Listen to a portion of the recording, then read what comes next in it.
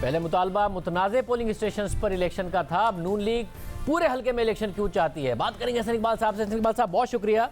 एहसन इकबाल साहब, जो आरओ का बयान है, जो रिटन स्टेटमेंट है, वो ज़ाहिर है आपके मौक़िफ़ की तायद है कि रद्दो बदल किया गया प्रिजाइडिंग ऑफिसर्स ने जो आखिर के नताइज थे उसमें, और साथ ही ज़ाहिर आप जो नौशीन इफ्तिखार साहिबा हैं और आप भी उस दिन आरओ के ऑफिस में मौजूद थे जब उन्होंने ये ख़त लिखा और 3:35 उन्होंने वक्त दिया हुआ है कि 23 मज़कूरा पोलिंग स्टेशन में दोबारा पोलिंग का हुक्म सादिर किया जाए। आपने ट्वीट भी किया और वो सुबह 5:49 का ट्वीट है कि हम बैठी हुई है नून लीग की टीम और अभी तक हम मिसिंग प्रिजाइडिंग ऑफिसर्स का 75 का इंतज़ार कर रहे हैं। आपकी मौजूदगी में ये लिखा गया, ये दरख्वास्त की गई कि जी 23 पोलिंग स्टेशन पर कराया जाए। आरओ ने भी यही सिफारिश की है कि जो पोलिंग स्टेशन मुतनाज़े हैं उन पर कराया जाए। तहरीक इंसाफ भी मान गई है, मगर अब आप कह रहे हैं कि पूरी कॉन्स्टिट्यूंसी में कराया जाए। जो आपका ओरिजिनल मुतालबा था उसके मुताबिक तो तहरीक इंसाफ भी मान गई है, आरओ की भी ने भी यही रिपोर्ट दी है।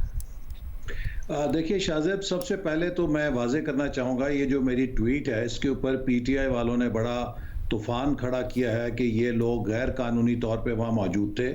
जो इलेक्शन एक्ट है उसकी आर्टिकल 92 के तहत रिटर्निंग ऑफिसर पाबंद है कि जब वो टैबुलेशन करता है रिजल्ट की, जो प्रिजाइडिंग ऑफिसर देते हैं फॉर्म के अंदर उसे मतलूबा, वो कैंडिडेट्स, उनके इलेक्शन एजेंट्स और उनके नुमाइंदे जिनको वो नामजद करे, उनकी मौजूदगी में ये सब कुछ करेगा। तो हम अगर रिटर्निंग ऑफिसर के पास टैबुलेशन रिजल्ट के वक्त मौजूद थे तो सिर्फ हम ही नहीं थे बल्कि पीटीआई की भी पूरी टीम वहाँ पे मौजूद थी, तो इसमें कोई बेकायदगी नहीं।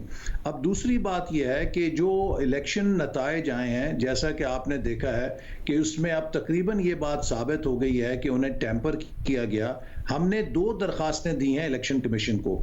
एक तो उन 23 पोलिंग स्टेशंस के बारे में है जो कि सुबह 5-6 बजे तक जिनका पता नहीं था कि वो कहाँ चले गए हैं, उन्हें ज़मीन खा गई है, उन्हें आसमान ने उठा लिया है, वो प्रिजाइडिंग ऑफिसर कहाँ है।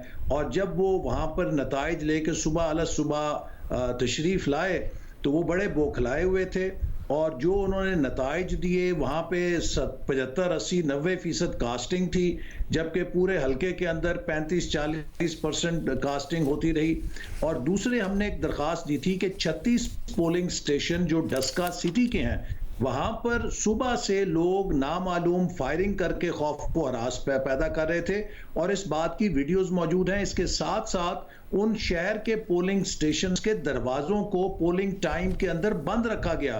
कई घंटे वहां पे पोलिंग का जो अमल है उसे बंद रखा गया ताकि वोटर जो हैं वहां से तंग आके चले जाएं और कम से कम वोट्स कास्ट हो सकें। लिहाजा डस्का सिटी के अंदर एक डिलिबरेट प्लान के तहत, जहां पे मुस्लिम लीग नून का बहुत स्ट्रांग होल्ड था, वोट्स की कास्टिंग को लो रखने के लिए खौफ व हरास पैदा किया गया और पोलिंग स्टेशन के दरवाजे बंद रखे गए। और आपने कई वीडियोस इसकी देख ली होंगी। इसलिए हम समझते हैं कि इस इलेक्शन को इस सतह के ऊपर मुतासिर किया गया है कि इसका जो ओवरऑल नतीजा है वो बहुत मशकूक हो चुका है। और इलेक्शन का जो एक्ट का 9 आर्टिकल है वो इलेक्शन कमीशन को ये इख्तियार देता है कि अगर वो ये समझे कि किसी हल्के के अंदर इलेक्शन जो है वो इस कदर मुतनाज़ा है कि जिससे लोगों की फेयर एंड फ्री इजहार करने का मौका नहीं मिला, तो वो रीपोल वहां पर ऑर्डर कर सकता है। मगर एहसन इकबाल साहब, इसका मतलब यह है कि आपको कॉन्फिडेंस नहीं है कि जो मुतनाज़े पोलिंग स्टेशन हैं उन पर अगर दोबारा पोलिंग होती है तो आप इलेक्शन जीत जाएंगे, क्योंकि उससे पहले, मुतनाज़े से पहले जो 337 का नतीजा आया था उसमें आपकी लीड थी 3045 वोट्स की, और अगर जो फॉर्म 45 नौशीन साहिबा ने जमा कराए हैं उसके मुताबिक अगर नतीजा आ जाता तो आप तकरीबन 1340 वोट से जीत जाते। मगर जाहिर है वो फ्लिप हो गया और आप की जो लीड है वो ख़त्म हो गई। तकरीबन 6000 वोट से आप लोग हारते हुए नजर आते हैं, जो प्रिजाइडिंग ऑफिसर ने जमा कराया, जिसको आरओ कह रहा है कि ये मशकूक है। तो आपको कॉन्फिडेंस नहीं है कि अगर इसी में दोबारा करा दें, जो आपकी पहली एप्लीकेशन थी 23, तो आप जीत नहीं पाएंगे? देखिए शाहजेब, जितना हक उन 23 पोलिंग स्टेशन के वोटर्स का है कि उनका वोट काउंट किया जाए, उतना ही हक उन 36 पोलिंग स्टेशंस के रिहायशियों का जो डस्का सिटी के हैं हक है कि उनके वोट भी काउंट किए जाएं। हर वोट काउंट करना और उसको अपनी आज़ादी से कास्ट करवाना, ये वो फर्ज है जो इलेक्शन कमीशन देता है पोलिंग के अमले को। और वहां पर यकीनन जो डस्का सिटी है वहां पे 36 पोलिंग स्टेशंस जिनकी वीडियोस मौजूद हैं, जहां पर दरवाजे बंद रखे गए, हमारी जो कैंडिडेट है वो जाके दरवाजे पटक रही थी, वहां के जो वोटर्स हैं दरवाजे पटक रहे थे।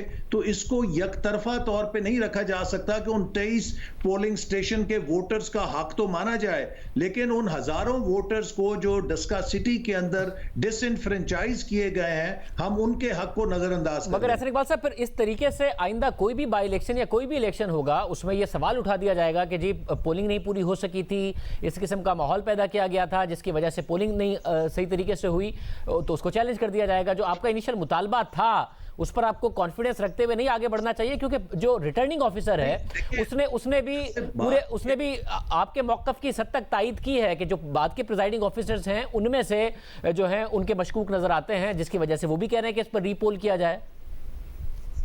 लेकिन हमारे इस बात की भी तस्दीक हुई है कि शहर के अंदर मुसलसल लोग खौफ और हरास पैदा कर रहे थे और पोलिंग स्टेशंस को घंटों बंद रखा गया।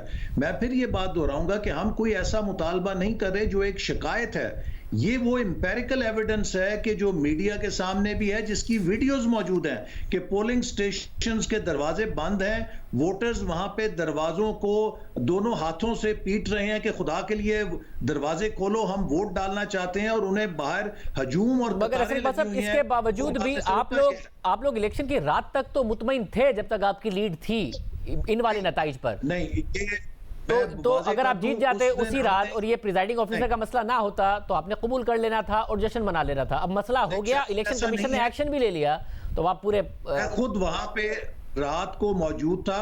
हमने 2 दरखास्तें रात ही के वक्त डाली थी, रिटर्निंग ऑफिसर को और एक चीफ इलेक्शन कमिश्नर को। रिटर्निंग ऑफिसर को जहां पे इन 23 पोलिंग स्टेशंस की दरखास्त दी गई थी, साथ ही गालबन 36 पोलिंग स्टेशन है डस्का सिटी के, उनकी भी दरखास्त दी गई थी। और इसी तरह चीफ इलेक्शन कमिश्नर को भी दरखास्त दी गई थी, जिसमें दोनों सेट्स ऑफ पोलिंग स्टेशन, 23 वो जिनके रिजल्ट नहीं आए थे और 36 वो जहां पे वोटर्स को वोट डालने से रोका गया था, उन दोनों के बारे में हमने शिकायत की थी कि इन दोनों में रीपोल किया जाए। अब ये बताएं कि जो उस वाकया हुआ, आपका शक किस पर है? हुकूमत पर है, नीचे की लीडरशिप की सतह पर है, या इदारों पर है? आज मरियम नवाज शरीफ साहिबा ने ट्वीट किया है कि 2 अफराद के तो नाम आ चुके हैं उनके पास, और उन्होंने ये भी कहा कि धांधली नहीं, एक मुनज़्ज़म ऑपरेशन था जो आला सतह से मैनेज हो रहा था। ये आप एग्जैक्टली किस पर डाउट कर रहे हैं? देखिए, मैं समझता हूं कि इसमें बिलाशुबा मेरे पास भी इतलात हैं और एविडेंस है कि इसमें सियालकोट पुलिस पूरी तरह मुलव्वस थी, और जब सियालकोट पुलिस मुलव्वस थी तो उसके अंदर ज़िले इंतज़ामिया बिल्कुल मुलव्वस होगी, और जब ये दोनों मुलव्वस होंगे तो पंजाब की इंतज़ामिया भी उसमें मुलव्वस होगी। और इसको जिस मुनज़्ज़म तरीके से किया गया, जब तक कि इसको ऑर्गेनाइज ना किया जाता ये नहीं हो सकता था। इसीलिए मैं समझता हूं कि ये एक बहुत डिफाइनिंग मोमेंट है। इस इलेक्शन कमीशन ने नए आम इंतखाबात कराने हैं जब भी वो होंगे, और अगर हमने उन एहलकारों को जिन्होंने इस मकरूह काम में हिस्सा लिया है निशाने इबरत ना बनाया, तो फिर हमारे मुल्क में फेयर एंड फ्री इलेक्शन का सवाल खत्म हो जाएगा। ये देखिए, मर्डर से बड़ा क्राइम है। एहलकार कौन? जो ऑन ग्राउंड थे, या फिर जो उनको उठा के लेके गए जिनका पता नहीं है, या फिर आईजी और चीफ सेक्रेटरी जो कि उस वक्त कोऑपरेट नहीं कर रहे थे रात को, जैसा कि इलेक्शन कमीशन की प्रेस रिलीज में अनअवेलेबल हो गए? किसको? मैं समझता हूं कि इलेक्शन कमीशन को इसमें जायजा लेना चाहिए।